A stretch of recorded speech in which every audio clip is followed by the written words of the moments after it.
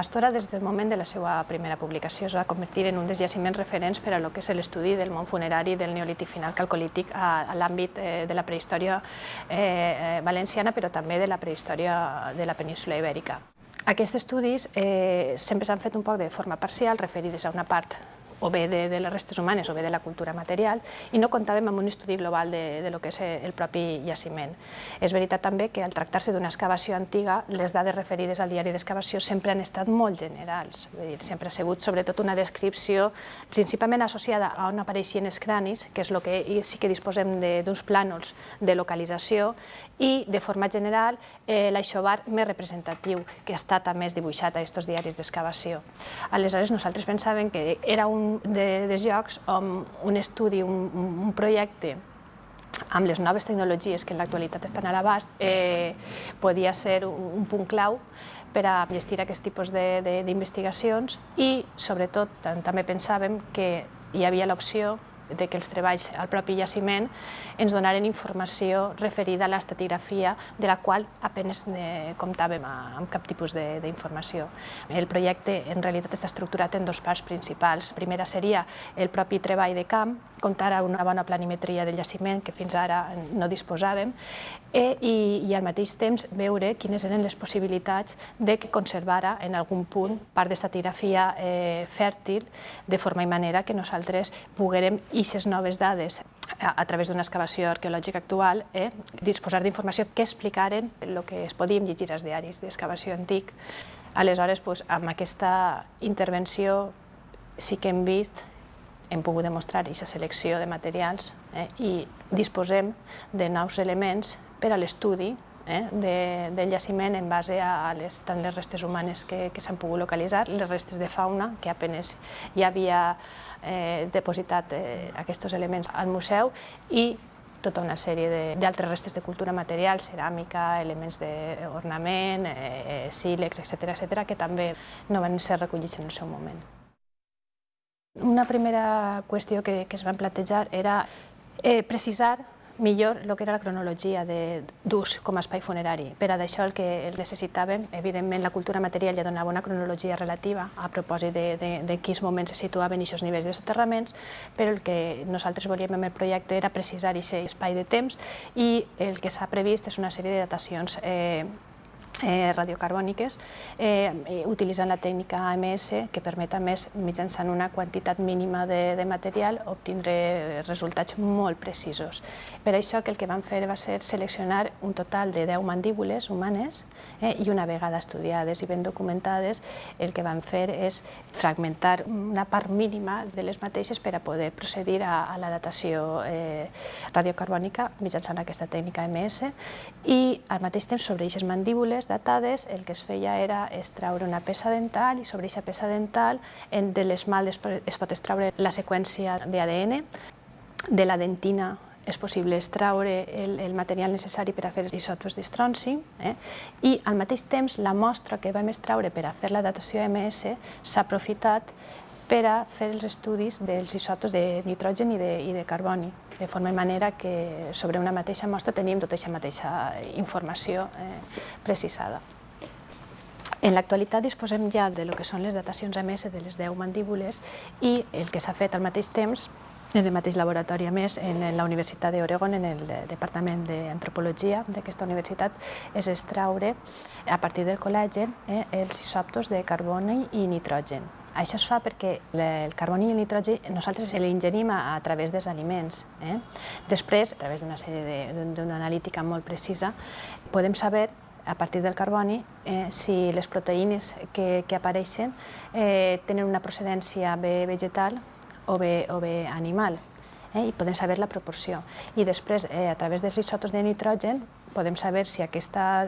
dieta, a més, té una procedència més important d'animals d'origen marí o bé d'animals d'origen terrestre. La combinació d'ambos tipus d'informació ens permet averiguar quina és la dieta principal d'aquestes poblacions. En el cas de Pastora, comptem ja amb els resultats i sabem que la bona part el percentatge més important de la dieta és d'origen terrestre i bàsicament d'origen animal.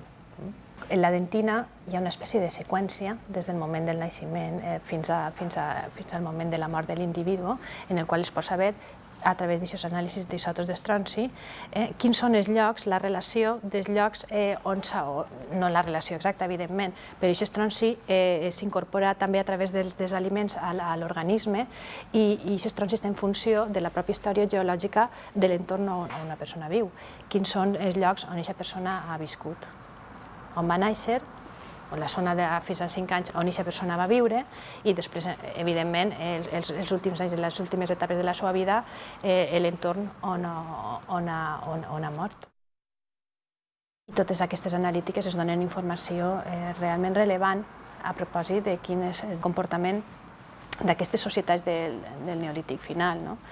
i de les relacions, i de la mobilitat i de l'economia. Tot això és el que es va donar, és disposar de noves dades per a la reinterpretació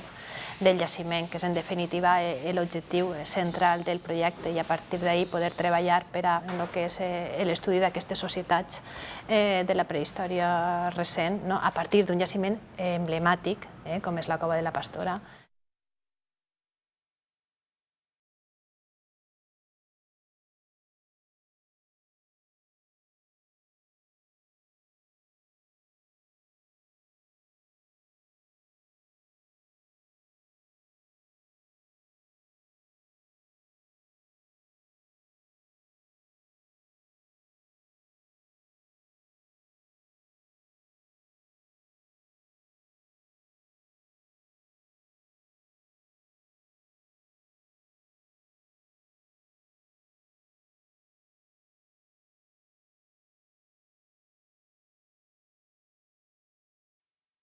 Pastora, des del moment de la seva primera publicació, es va convertir en un dels jaciments referents per a lo que és l'estudi del món funerari del Neolític final calcolític a l'àmbit de la prehistòria valenciana, però també de la prehistòria de la península Ibèrica. Aquests estudis sempre s'han fet un poc de forma parcial, referides a una part o bé de les restes humanes o bé de la cultura material, i no comptàvem amb un estudi global de lo que és el propi jaciment. És veritat també que al tractar-se d'una excavació antiga, les dades referides al diari d'excavació sempre han estat molt generals, sempre ha sigut sobretot una descripció principalment associada a on apareixien els cranis, que és el que sí que disposem d'uns plànols de localització, i de forma general l'aixovar més representatiu, que ha estat a més dibuixat a aquests diaris d'excavació. Aleshores nosaltres pensàvem que era un dels llocs on un estudi, un projecte amb les noves tecnologies que en l'actualitat estan a l'abast podia ser un punt clau per a gestir aquest tipus d'investigacions, i sobretot també pensàvem que hi havia l'opció de que els treballs al propi jaciment ens donaren informació referida a l'estratigrafia, de la qual apenas comptàvem amb cap tipus d'informació. El projecte en realitat està estructurat en dues parts principals. La primera seria el propi treball de camp, comptar amb una bona planimetria del jaciment, que fins ara no disposàvem, i al mateix temps veure quines eren les possibilitats de que conservara en algun punt part d'estratigrafia fèrtil, de forma i manera que nosaltres poguérem aquestes noves dades a través d'una excavació arqueològica actual, disposar d'informació que explicaren el que es podíem llegir als diaris d'excavació antic. Aleshores, amb aquesta intervenció sí que hem vist, hem pogut demostrar aquesta selecció de materials i disposem de nous elements per a l'estudi del jaciment en base a tant les restes humanes que s'han pogut localitzar, les restes de fauna, que apenas hi havia depositat aquests elements al museu, i tota una sèrie d'altres restes de cultura material, ceràmica, elements d'ornament, sílex, etc., que també no van ser recollits en el seu moment. Una primera qüestió que es van plantejar era precisar millor el que era la cronologia d'ús com a espai funerari. Per a això el que necessitàvem, evidentment la cultura material ja donava una cronologia relativa a propòsit de quins moments se situaven aquests nivells de soterraments, però el que nosaltres volíem amb el projecte era precisar aquest espai de temps, i el que s'ha previst és una sèrie de datacions radiocarbòniques, utilitzant la tècnica AMS, que permet, a més, mitjançant una quantitat mínima de material, obtindre resultats molt precisos. Per això que el que vam fer va ser seleccionar un total de 10 mandíbules humanes i una vegada estudiades i ben documentades, el que vam fer és fragmentar una part mínima de les mateixes per a poder procedir a la datació radiocarbònica mitjançant aquesta tècnica AMS i al mateix temps sobre aquestes mandíbules datades el que es feia era extraure una peça dental i sobre aquesta peça dental de l'esmalt es pot extraure la seqüència d'ADN, de la dentina és possible extraure el material necessari per a fer els isòtops d'estronci i al mateix temps la mostra que vam extraure per a fer la datació AMS s'ha aprofitat per a fer els estudis dels isòtops de nitrogen i de carboni, de forma i manera que sobre una mateixa mostra tenim tota aquesta mateixa informació precisada. En l'actualitat disposem ja de lo que són les datacions AMS de les 10 mandíbules i el que s'ha fet al mateix temps en el mateix laboratori, a més, en la Universitat d'Oregon, en el Departament d'Antropologia d'aquesta universitat, és extraure, a partir del col·làgen, els isòtops de carboni i nitrogen. Això es fa perquè el carboni i el nitrogen nosaltres l'ingerim a través dels aliments. Després, a través d'una analítica molt precisa, podem saber, a partir del carboni, si les proteïnes que apareixen tenen una procedència bé vegetal o bé animal, i podem saber la proporció. I després, a través dels isòtops de nitrogen, podem saber si aquesta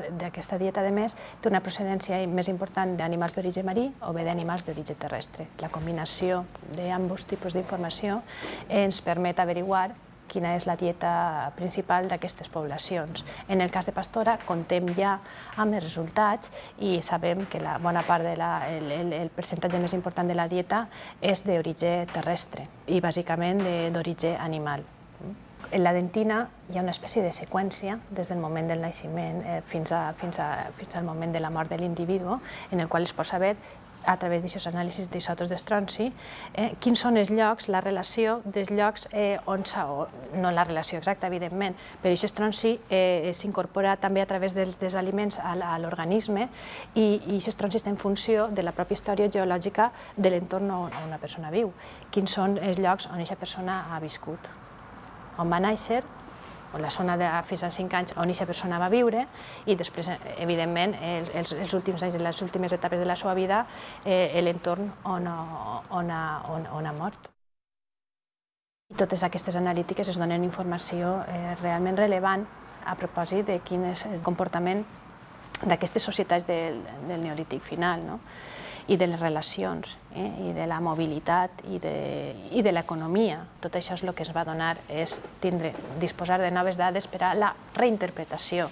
del jaciment, que és en definitiva l'objectiu central del projecte i a partir d'ahir poder treballar per a